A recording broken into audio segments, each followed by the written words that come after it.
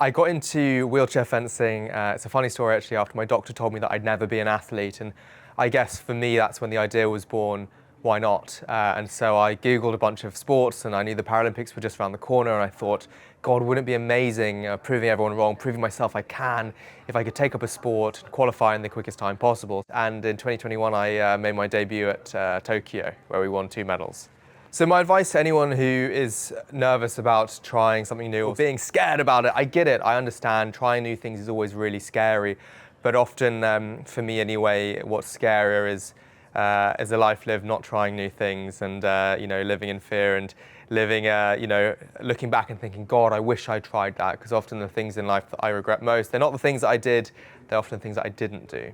I think so often in life, especially when you have an adversity or a disability, it's often about what you can't do. I remember being a kid with a disability, looking and seeing all these heroes on the TV, and there being such a separation and this vast gap between me and those people. I didn't know how to get there. So for me, a lot of what I do these days is about showing people the journey and sharing my story and how I did that. I hope that it went well. I hope that the kids took something from it and were inspired in a way or took one of the messages home. That for me is the main goal.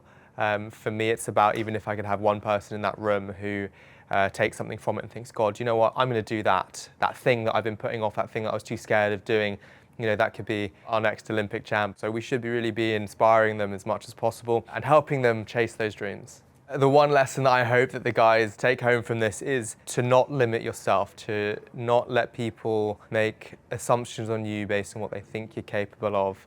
I think we teach the kids so much kind of amazing things at school, and being at school, I remember, was one of my favorite times of my childhood, and you learn so much that helps you with life. At Rocking Your Teens, to get talks from amazing speakers and to give them, a glimpse into real life experiences from other people can really help those kids think, maybe I can do that.